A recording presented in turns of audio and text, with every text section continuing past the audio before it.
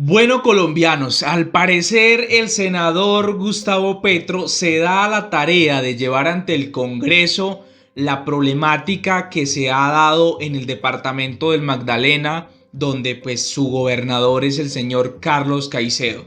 Muchos ya han conocido esa problemática, de esa persecución, de ese bloqueo con los recursos públicos de los magdalenenses, y al parecer pues la situación es muy grave porque sabemos, hemos conocido como miembros del Centro Democrático, sus congresistas que hacen parte de esa región, la Asamblea Departamental del Magdalena y con el director del Departamento Nacional de Planeación y pues otras entidades del Estado que sirven a los departamentos han bloqueado los recursos públicos de ese departamento, que es uno de los más pobres de Colombia, que fue azotado por la familia Cotes por años y que lo llevó a la absoluta ruina financiera, que se ha logrado ir mejorando ese departamento, pero pues bueno, ya ustedes conocen cómo es la historia con Carlos Caicedo, que se ha enfrentado al uribismo.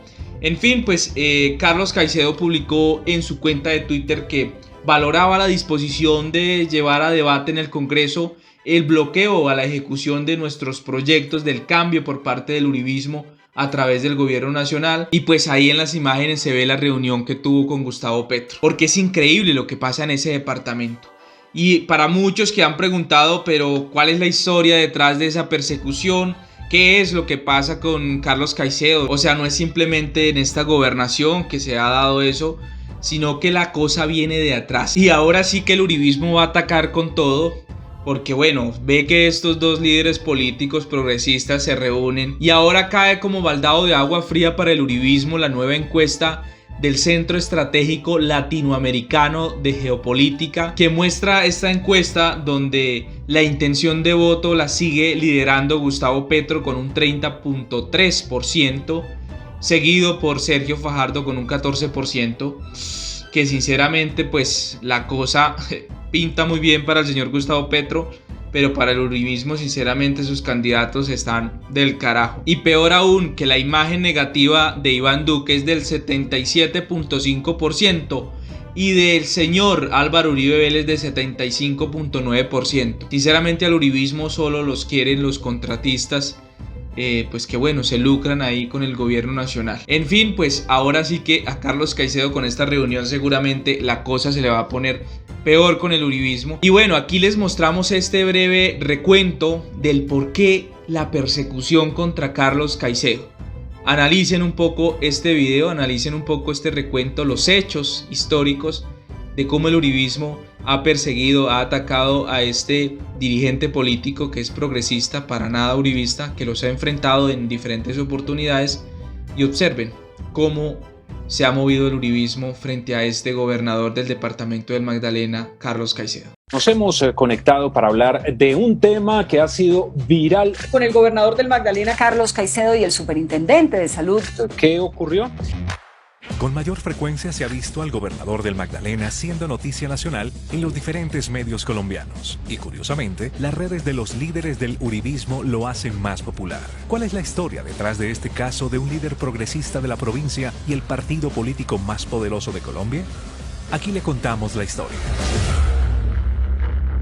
Carlos Caicedo se dio a conocer en la región cuando, siendo rector de la Universidad del Magdalena, la salvó de la bancarrota y la convirtió en una de las mejores universidades de la región. En esa época le fabricaron un caso judicial que lo llevó a perder la libertad por 5 años. La persecución judicial inició cuando el entonces rector enfrentó al gobernador del Magdalena de esa época, Trino Luna Correa, quien tenía una alianza con paramilitares para tomarse los recursos de la universidad. Años después, Correa fue denunciado y condenado por tener nexos con las autodefensas. Estos hechos ocurren bajo el silencio del presidente Álvaro Uribe Vélez, cuando el paramilitarismo campeaba por toda Colombia. Después que un tribunal del centro del país declarara inocente a Carlos Caicedo, este logra llegar a la alcaldía de Santa Marta, con una votación histórica en la ciudad. Durante su administración, los ataques fueron constantes, por ejemplo, enfrentando en su primer día de gobierno un paro armado, que con el apoyo de las fuerzas militares logró desvirtuar rápidamente. pero auguraban los ataques permanentes. Pese a que el uribismo había perdido el poder y Santa Marta no representaba mucho para el centralismo poderoso, esto dio un giro cuando Caicedo inicia una batalla por recuperar los servicios públicos en manos de la clase política y un grupo de multinacionales, algunas de ellas con casos de corrupción probados, como la del grupo INASA. Jorge Pretel, ex magistrado uribista, hoy condenado por el caso del cartel de la toga, se enfiló contra Caicedo luego de que éste le quitara la administración del recaudo tributario a la empresa R&T, filial también de la empresa de servicios de agua, Metroagua, la cual Caicedo también sacó de la ciudad. 4 años después, Caicedo termina su mandato como uno de los mejores alcaldes del país, según el Centro Nacional de Consultoría, recuperando el mercado público, construyendo una red de parques, disminuyendo la violencia y estableciendo cientos de programas sociales, por lo que decide aspirar a la presidencia de la República. Frente a este anuncio, las clases tradicionales de la región se articulan con la élite nacional, no por limitar su aspiración, sino por no perder el control político del territorio. Los procesos en la Fiscalía se dispararon en número y un fiscal enviado desde Cartagena imputa cargos y detiene a Carlos Caicedo y Rafael Martínez, alcalde de Santa Marta, por una celebración indebida de contrato que no existió. La detención sucedió el mismo día que Caicedo se dirigía a entregar más de 2 millones de firmas que le daban el aval para ser candidato presidencial. En pocos días recuperó su libertad y continuó el recorrido para llegar a la presidencia.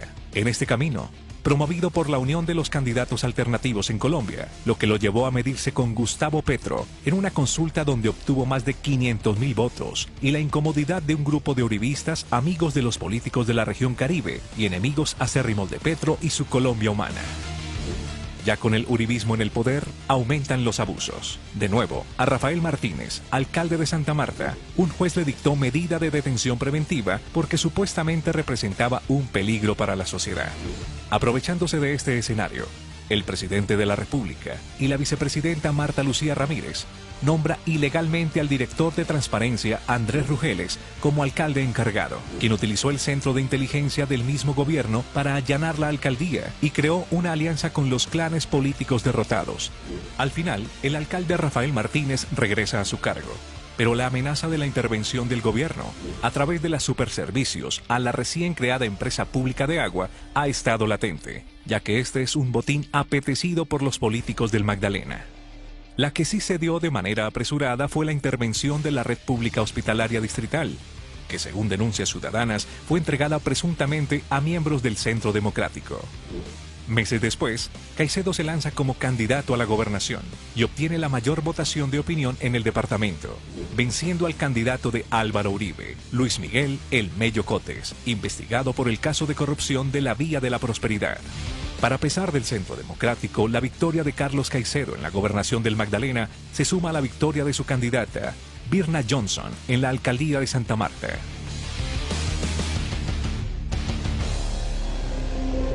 Toda esta cantidad de procesos que me van abriendo tienen un propósito, sacarnos del camino. Los ataques no han parado en estos meses de gobierno.